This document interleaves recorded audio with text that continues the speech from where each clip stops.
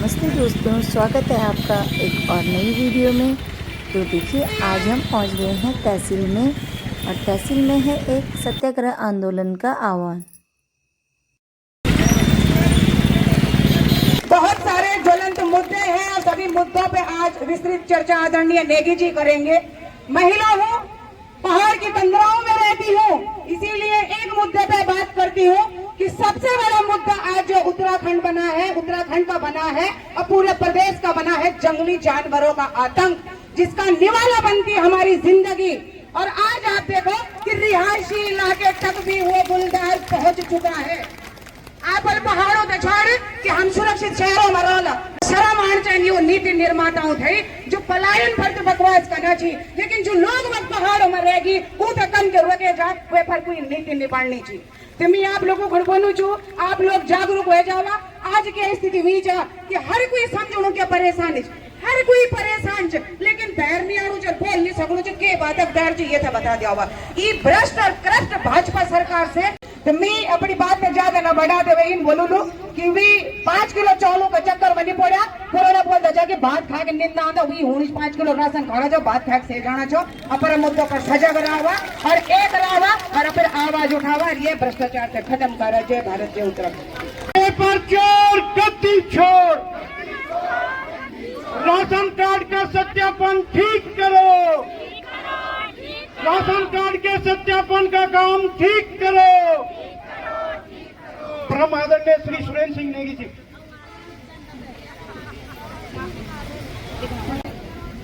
आभार व्यक्त करता हूं कि आप लोगों ने महात्मा गांधी के सत्याग्रह जो उनका हथियार था आजादी के लिए उस पर आने का प्रयास किया।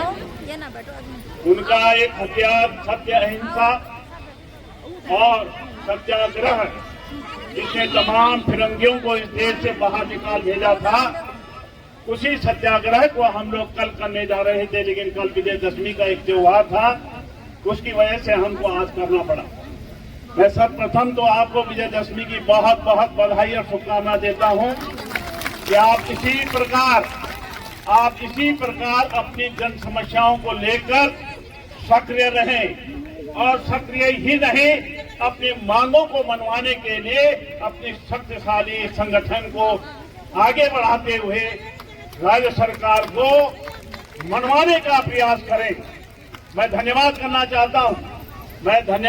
चाहता हूं बेरोजगार संघ के लोगों को, जिन्होंने इस सरकार को झुकाने का प्रयास किया और मजबूर कर दिया मुख्यमंत्री को उनके बीच में जाने का।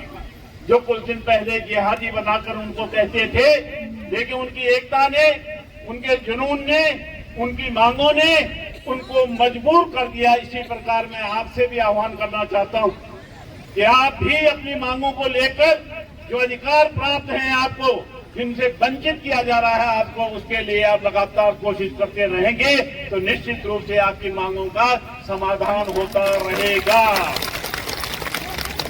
आज सबसे बड़ी चिंता, सबसे बड़ी दिक्कत तो ये है कि स्मार्ट मीटर लगाए जा रहे हैं और यहाँ पर हम फोकस बैठे।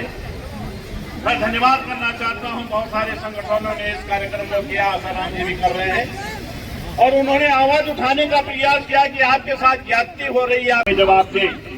या पुराने मीटरों की समय सीमा समाप्त हो गई, इसमें हाँ या ना में जवाब दें। कोई भी मीटर लगाया जाता है उसकी समय सीमा होती है और मैं समझता हूं अभी 20 साल तक उन मीटरों को चलना चाहिए था, जिनको हटाने का प्रक्रिया चल रही है। आपको ये भी बताना चाहता हूं कि चंद लोगों को उनकी जेबें भरने के लिए आपको शोषण का शिकार बनाया जा रहा है। आपसे पैसा वसूल कर उन लोगों के सामने भेजा जाएगा जिन्होंने इसका ठेका लिया है। मैं आपको आह्वान करना चाहता हूं कि अगर कोई व्यक्ति आपसे पूछता है कि मीटर बनाने, स्मार्ट मीटर लगाने हैं, तो आप विरोध करिए और ये कहिए क्या पुराने मीटर में क्या कमी है, ये तो बता दीजिए। ये सरकारी धन का उपयोग किया गया था, हमारी जेबों से पैसा लगा था, अब नए उसमें फिर पैसा लग रहा है। आखिर प्रदेश की इतनी फिजूल खर्ची क्यों, ये सवाल आपको करने हैं। लेकिन अगर कोई चोरी छुपके आपके यहाँ मीटर लगाने की बात करता है तो आप हमसे संपर्क करिए, हम उनकी FIR करवाएंगे और थाने में उनको बुलवाकर उनको शिक्षकों के अंदर भिजवाएंगे। लेकिन इसके लिए आपको एकजुट होना पड़ेगा, अपने अधिकारों के प्रति सजग होना पड़ेगा। आज कितनी बड़ी विडंबना है, कितनी बड़ी विडंबना है। आप अपने बच्चों की पढ़ाई लिखाई के लिए सर्वोच्च निस्वार कर देते हो, सब कुछ लगा देते हो, और जब एग्जाम होता है तो बोलिए नहीं हुई, तो कानून बनाने का फायदा क्या? कानून किसने बनाया? सरकार ने बनाया। सरकार ने उसको तोड़ डाला और पेपर लीक करवा दिया। ये घिनौना अपराध है, नौजवानों की मानसिकता को विकृत करने वाला। लेकिन उलझा दिया सरकार ने। अगर सरकार ने उलझाया है तो सुलझाएगा कौन? राज्य सरकार। पिछले 7 साल से सुप्रीम कोर्ट में मामला है, जस का तस है, कोई पैरवी नहीं है। कौन दोषी है? कौन करेगा? क्यों लापरवाही है? क्यों कोर्ट द्वार की उपेक्षा है? इसको आपको सोचना है। लाल पानी क्षेत्र में NHAI जब बाईपास मोटर मार्ग बन रहा है, उसमें भूमिहीन, उसमें पट्टाधारक, उसमें भूमिधारी लोगों के साथ बहुत घिनौना अपराध किया जा रहा है। उन समस्याओं का निस्तारण किया जाए।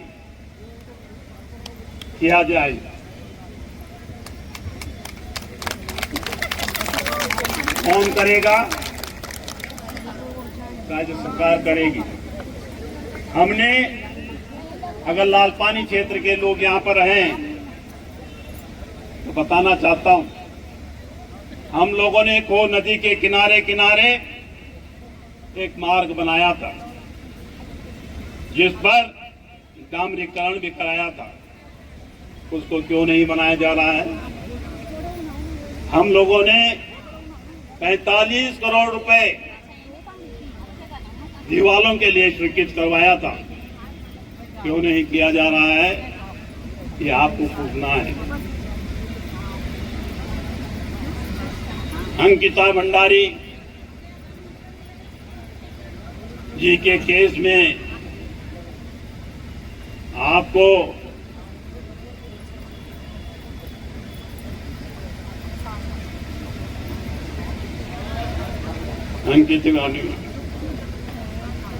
और मुहाल करने की इरादे से ये लगातार आपके ऊपर विभिन्न प्रकार की बातें कर रहे हैं।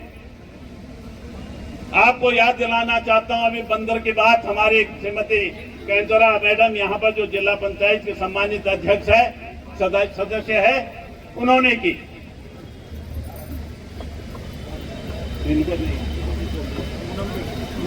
हाँ, वो मालूम। तो ये बंदरों का आतंक किसने फैलाया?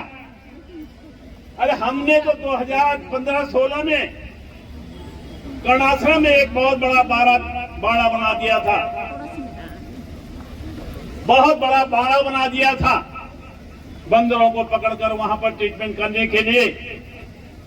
उस बाड़े का इस्तेमाल हमने 3-4 बार किया, सरकार बदल गई। आज तक उस बाड़े के अंदर एक बंदर ने गृह प्रवेश नहीं किया। इसलिए बंदर तो आपके आंगन में आएंगे ही आएंगे।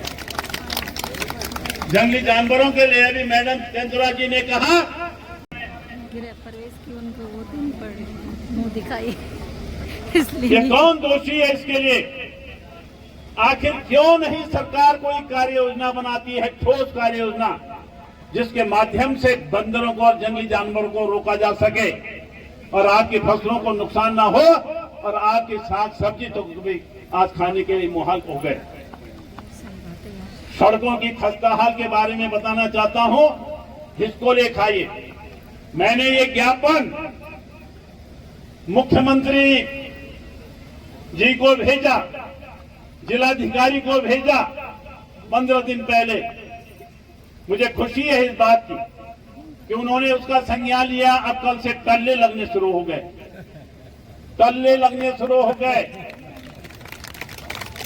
हालत यह है विभागों में, एक रमेश चंद शर्मा जी है, कहा है भाई है कहीं, देखना जरा, हाथ खड़ा करिए, बुजुर्ग आदमी है, कान के कम सुन रहे। रमेश चंद शर्मा 3 साल से इनको पैसा नहीं मिल रहा था। रिटायर होने के बाद थक हाथ के मेरे पास आए, कह रहे थे कि हमारे पास आओ। काय के लिए आओ, समझ गए होंगे आप। और घुमाए जा रहे थे। मैंने टेलीफोन किया कि इनका पैसा मिल जाना चाहिए। 9 लाख रुपए उनके खाते में आ गया परसों। प्रयास करने पे होगा, प्रयास करने पे होगा। संघर्ष करो, हम तुम्हारे साथ हैं।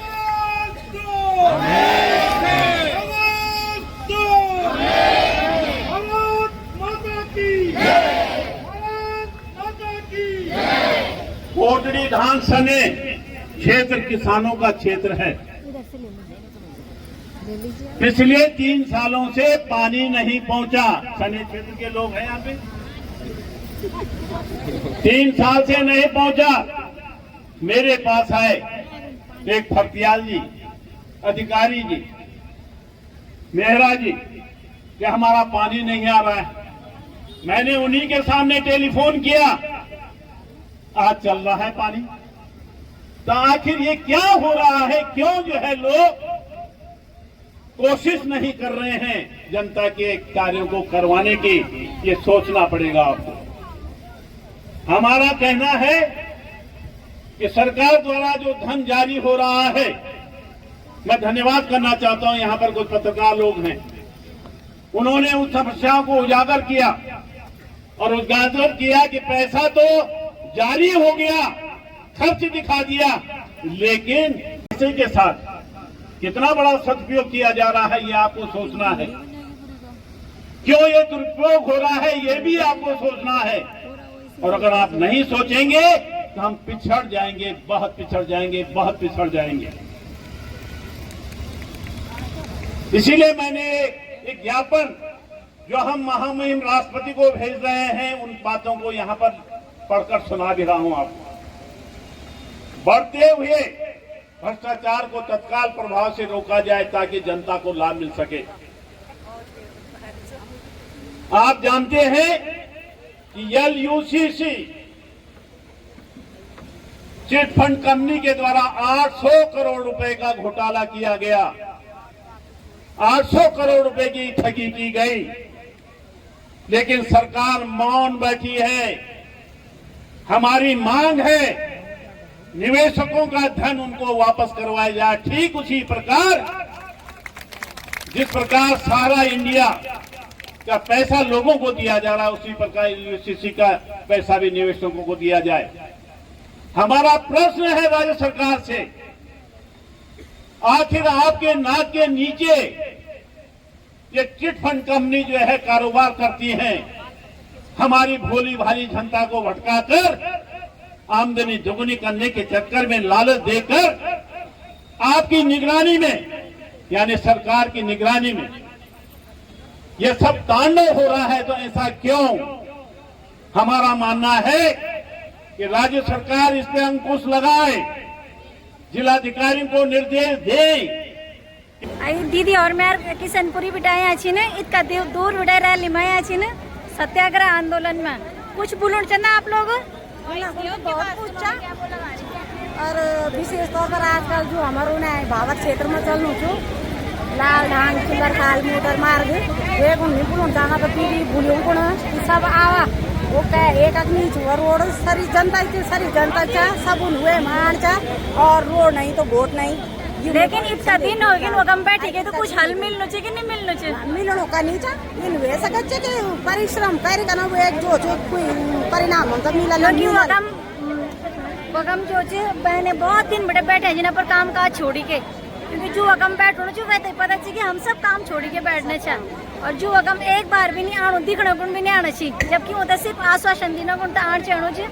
तो वो एक बारे में कुछ बोलना चाहिए चाहदो कि तुमको तो स्पेशल मत बेटी जा लानी छे तुमल भी रोड बेटी चलना हमल भी रोड बेटी चलना आओ दीदी भूली भेदभाव मिटाओ और ये पार्टी बेस पर बनाओ वे मत जो बीजेपी कांग्रेस आम आदमी सब भी रोड पर चलना और एक संदेश में ये बोलना चाहूँ कि जब प्राकृतिक ये हवा च पानी च हैं जब ये हम भेदभाव नहीं कर दो तो हम के लिए कर दो भेदभाव वो सड़क तुम ये नहीं बोली थी कि तुम कै पार्टी का छो ये सड़क पर सब नहीं आओ दीदी पुलिस सब आओ वे संघर्ष करो जन हम करना छो आप लोग भी आओ घर बेटी निकलो सब जगह कुछ हो। बिल्कुल आप सही बोलना चाहो, बहुत बहुत धन्यवाद आपको। और ये कम मेरी चची खड़ा हो यहाँ छे जो कि मेरे भाई पर से अभी पेपर देखना चाहिए और चची वे बारे में कुछ बोलना चाहना चाहिए। यार बेटा जे दिन बेटे 28 साल चुए दिन आज 35 साल पूरे हो चुका पेपर दिन बहुत परेशान हो गया परसी पटोरी दे पेपर दे गया 4 बजे रात 7 बजे देहरादून पहुंच और रात 9 बजे खाना पर पहुंच। वो एक बार शाम का पता चल कि पेपर लीक हो गया। अभी भी 6 तारीख को पेपर है तो कुछ पता नहीं कब चुएल 6 तारीख जान चाहे ब्याल वाल की मम्मी ये भी आगे चला गया है तो बच्चा बहुत ज्यादा परेशान हुआ। एमकॉम कैरी मास्टर डिग्री लेकर बैठी नीचे और 2008 में भर्ती होना जाना चाहिए एक एक्सीडेंट हुआ तो भर्ती नहीं हो सकता। तो वो एक बाल की मम्मी मेरे बस का प्राइवेट नौकरी भी नहीं है क्योंकि मेरी पैर में रॉड लगा हुआ है। मैं संघर्ष कर रहा हूँ कि मैं निकल जाऊँगा। तो हमारी सरकार से यही वो है कि आप बच्चों को इस तरह तंग मत करो। देखो युवा तो हुए ही परेशान है वो दगड़ मम्मी पापा सब परेशान है। हमारे पास खर्चा भी नहीं है बिल्कुल पेपर दे चुका है वो कि हमारे पास एक जवान कुछ नहीं कर सकता। एक जवान 5 बच्चों को पाल रहा है रिटायरमेंट। एक मेरा बड़ा बच्चा है वो भी बेरोजगार है ना वो भी प्राइवेट नौकरी है उसकी भी बीवी है वो अभी हमारे पीछे चल रहे हैं। ये से हम सीख लेना कि अगली बार हम जो एक अच्छु कैंडिडेट थे चुनो ये कैंडिडेट भी हमारी जीता अच्छी ना कोई और नहीं जीते अच्छी लेकिन अब हम खुद सुध लेना। ठीक है चाची धन्यवाद। और लास्ट में अब सभी की घर जाने की तैयारी हो गई है और सभी लोग घर की तरफ जा रहे हैं। ये देखिए